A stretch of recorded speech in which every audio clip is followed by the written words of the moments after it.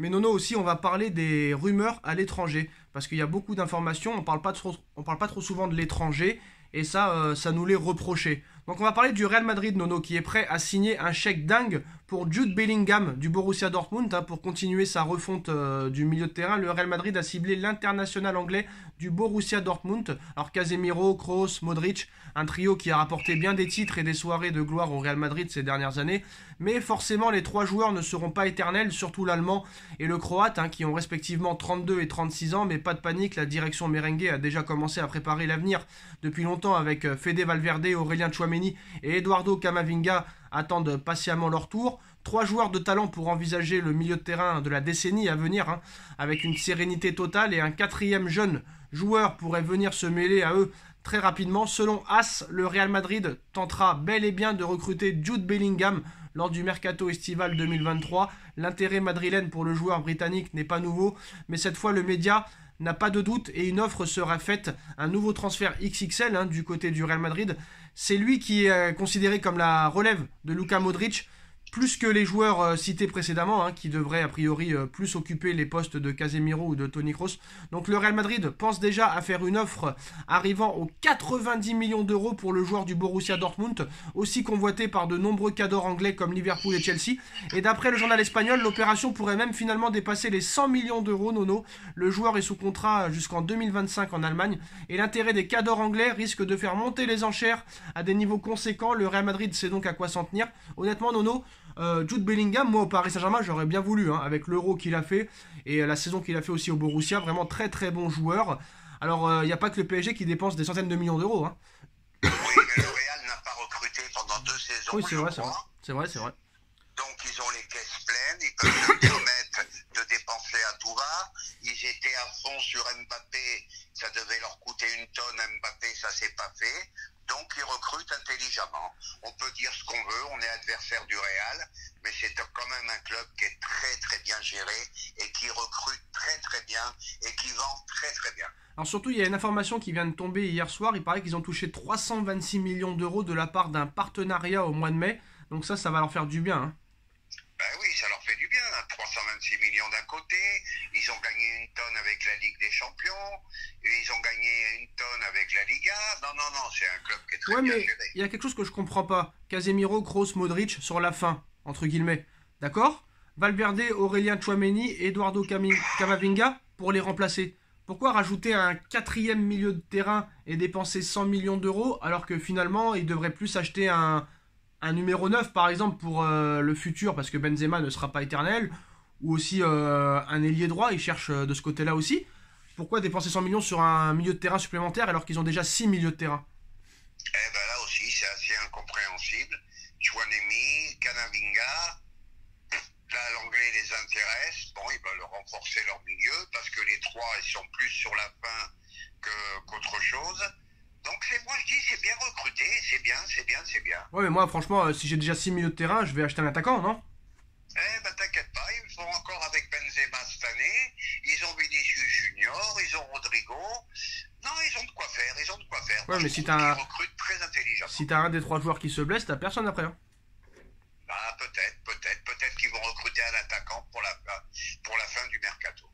Alors Manchester United et Erik ten Hag devraient prochainement obtenir leur première recrue après plusieurs semaines de négociations et une première offre de 67 millions d'euros refusée par le Barça pour le milieu hollandais Frenkie de Jong. The Telegraph indique que les deux clubs auraient enfin trouvé un accord à hauteur de 80 millions d'euros. Recruté il y a 3 ans, à l'Ajax d'Amsterdam, le milieu de terrain retrouvera donc son ancien entraîneur de l'Ajax, même si pour le moment aucune négociation entre les Red Devils et le joueur n'ont été entamées. The Telegraph indique cependant que l'optimisme règne à Manchester, où l'on espère finaliser l'arrivée de De Jong avant la fin de semaine. Ils disent qu'il n'y a pas de négociation, mais que le transfert pourrait se finaliser très vite. C'est n'importe quoi, hein. Ben, c'est n'importe quoi, mais je pense qu'il veut retrouver son ancien entraîneur pour retrouver son niveau de l'Ajax. Même problème pour De Ligt. Voilà, les mecs ils l'ont quitté, ils ont baissé, malgré qu'il ait fait quelques bons matchs avec le Barça, c'était loin quand même du De Jong de l'Ajax, hein. Alors ils l'ont acheté 92 millions d'euros, le Barça, ils le revendront 80 millions d'euros. D'ailleurs Manchester avait proposé Maguire dans l'opération, ça a été refusé par le FC Barcelone, ça prouve que Maguire, pas grand monde n'en veut, hein. Pourtant recruté 93 millions d'euros à Leicester.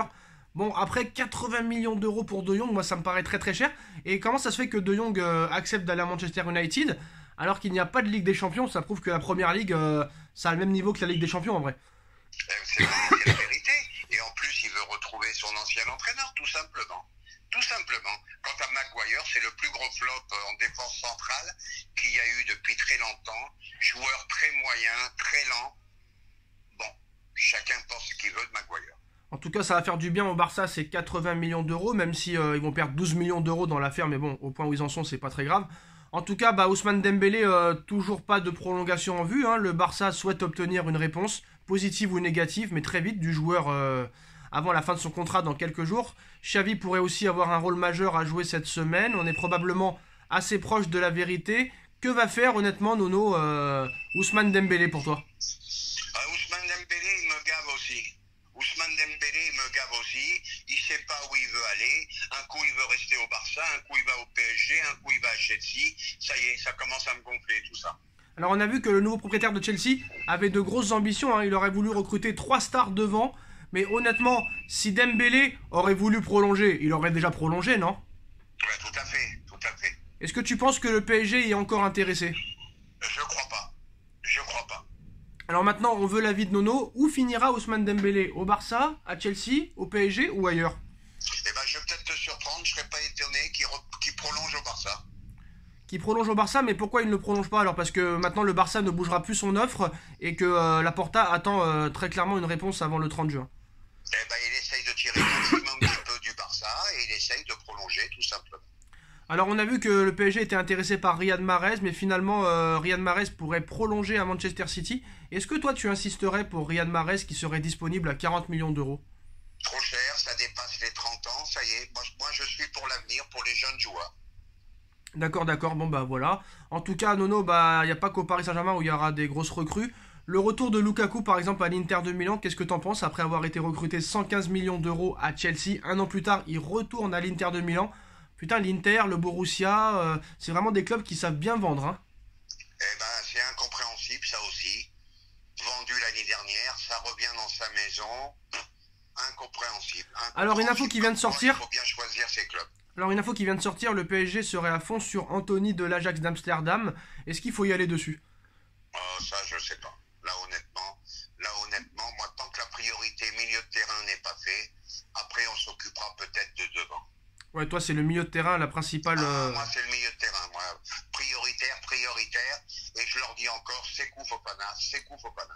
Et ben voilà les postos, en tout cas, dites-nous en commentaire ce que vous en pensez. On like, on partage, on commente, on s'abonne et on se retrouve très vite pour une nouvelle vidéo. Merci Nono, merci à tous. Tchuss. Tchuss.